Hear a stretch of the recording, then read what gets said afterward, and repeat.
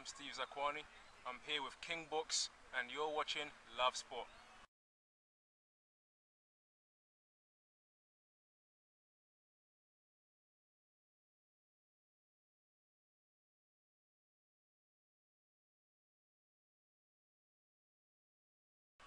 Welcome, Steve.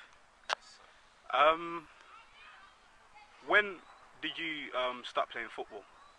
You know, to be fair, we started from I was about 6 or 7, and my older brother was about maybe at the time 8 or 9, and we used to play actually in Northumberland Park AstroTurf every Saturday morning 10 a.m. we used to play just bare kids would come there and just train and everything. So a lot of kids from the area would come and play there. We started playing there, and then we started to excel a little bit, so we actually started playing Sunday football in East London. He was playing on a team called Dagenham United. I was playing on a team called Barking Corps, and then that's how we just started. We used to go to play Sunday league football in East London, and then obviously from there, you grew up in this neighbourhood, everyone just plays on the streets. So we all started playing on the streets with kids from the different estates and different schools, and then from there you just keep doing it every day, man.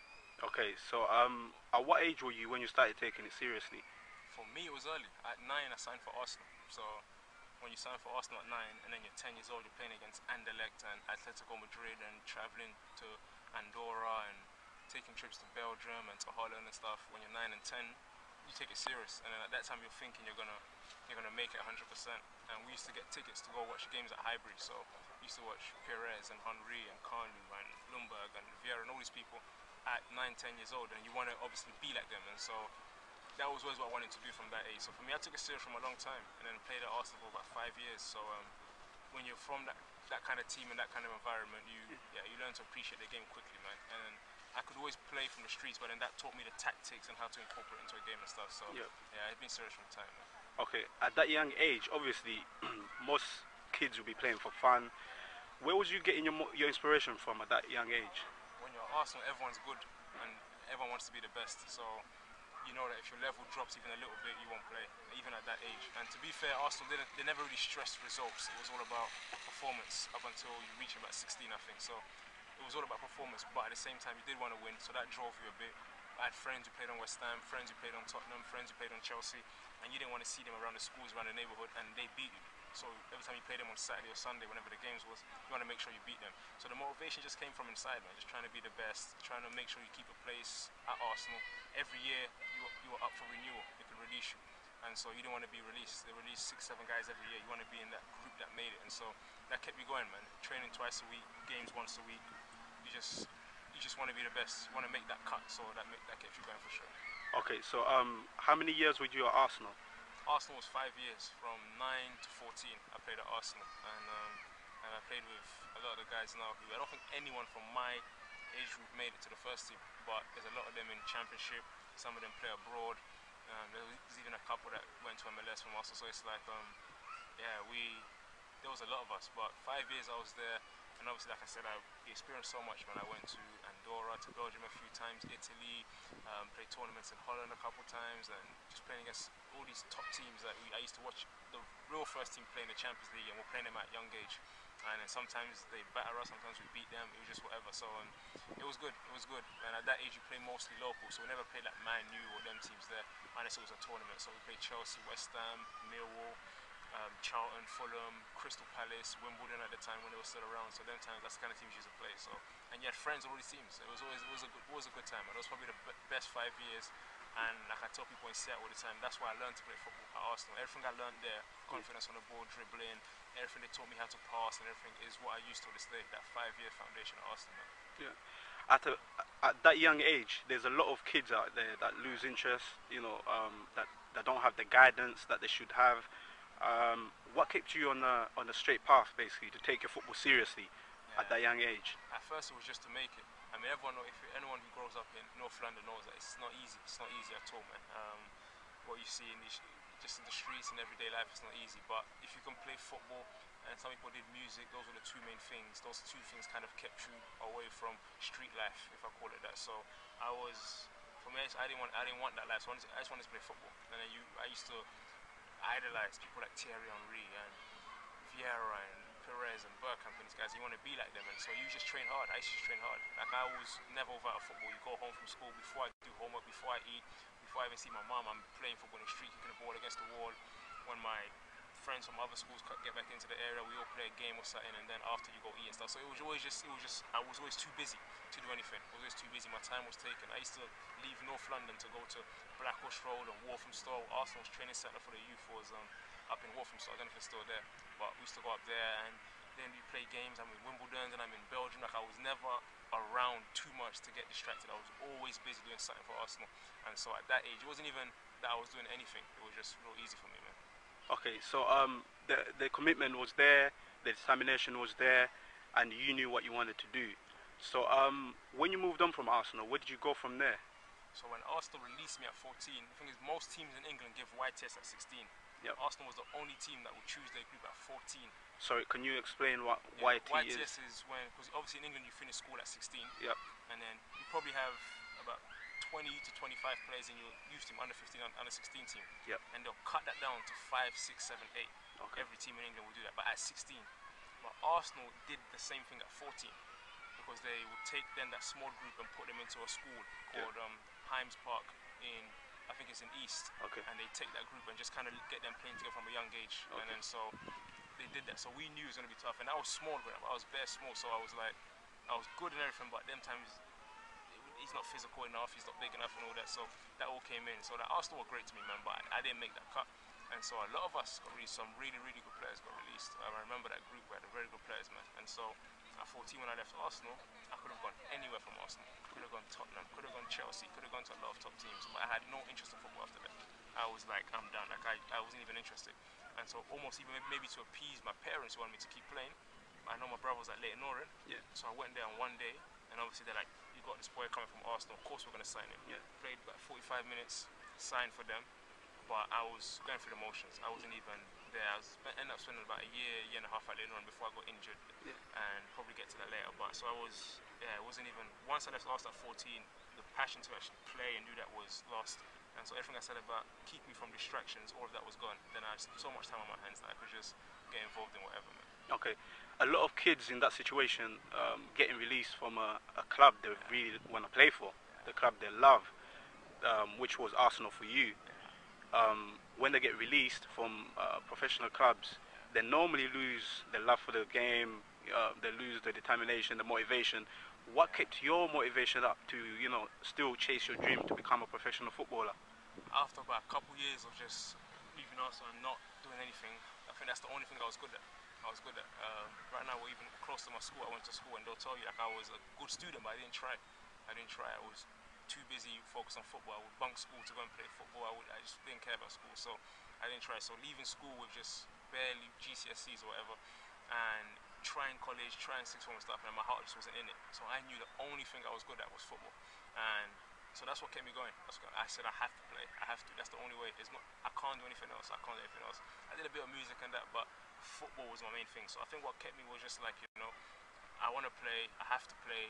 And so I need to do everything I can to make it happen. And so I got my drive back and my motivation back. And then from there it became kind of easier because I was older. I'd seen my brother make it. He was the first one to make it really from the neighborhood. He was at 16, he made his debut. And so that was inspirational because you see that it's actually possible. And then you saw him make it. And then a couple of other guys started to make it as well. And then there's a few of us now from these ends, this era who've made it. So I think it just came from that, man, just knowing it was possible. And then I wanted to do the same thing. And it was going to be hard, obviously, but yeah, I think that's what my drive came, and that kept me going, man. I was so determined to just chase that dream, man. Okay, obviously, like you just stated, you had your big brother to look up to, and that's a good thing. It could be a good thing because it can motivate you to work even harder and obviously keep chasing your dreams.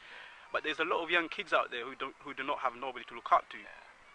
They don't have nobody to, you know, put them in a straight line and tell them how the football hierarchy works.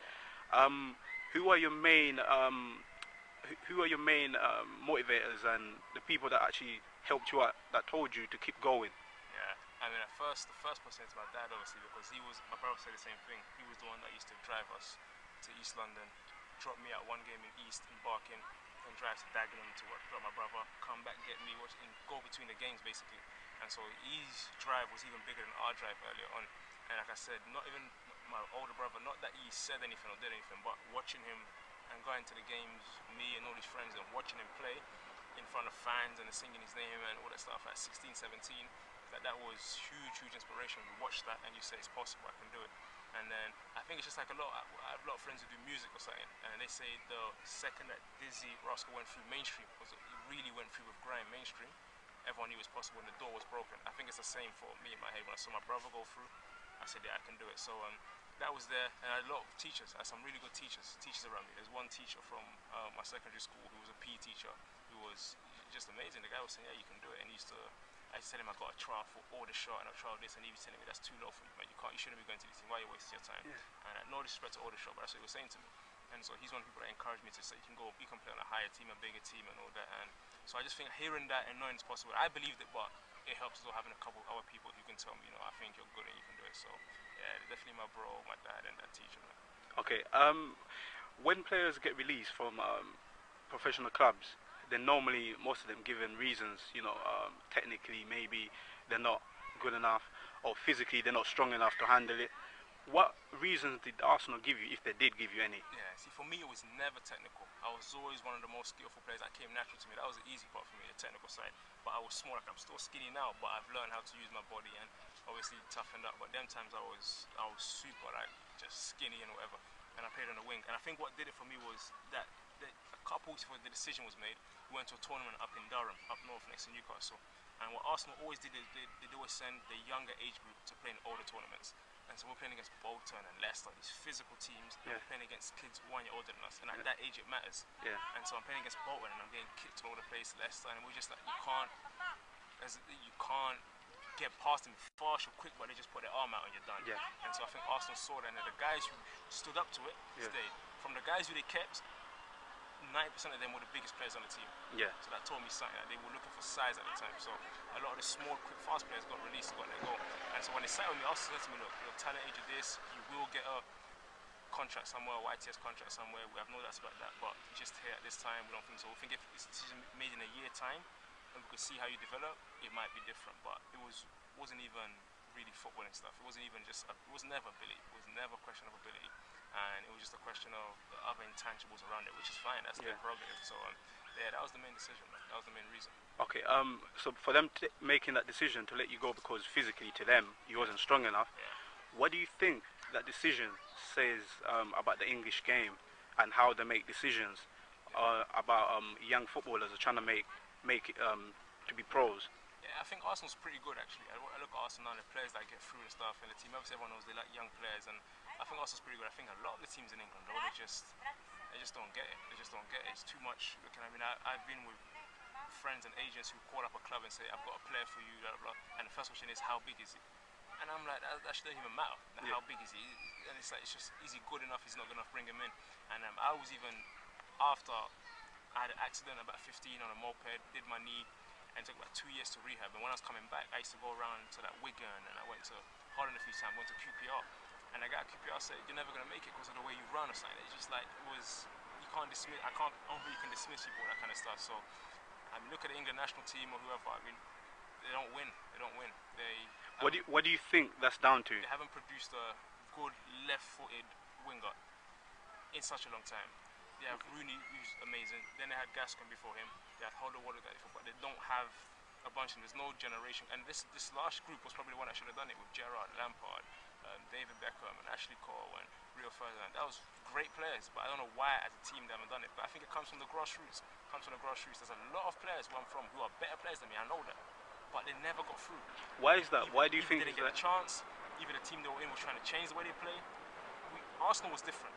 A lot of my friends would play on different teams, and the coach would say, don't dribble, keep it simple, don't try flashy, fancy stuff, or no one wear white boots or yellow boots, everyone wear black boots, no one's flashy, we're not good, and that's the wrong mentality. Let kids express themselves, play themselves and stuff. I think it's just let them express. I mean, look at Brazil's team. Roberto Carlos is 5'2", Cafu was 5 foot something. I mean, and these guys were their best players, and they all were just footballers. I think we should encourage that more, man. Just kids to just express themselves, play football, and then worry about the tactics and stuff later. First, just get them comfortable with the ball. Don't try and mold them into certain positions. England produces the same kind of player year in, year out, and it makes no sense to me. And there's a lot of, this is the football capital of the world, as far as I'm concerned. So there's a lot of great players here, man. I don't know why. So for me, it comes from grassroots. One way or another, they've got to change the way they do it from grassroots.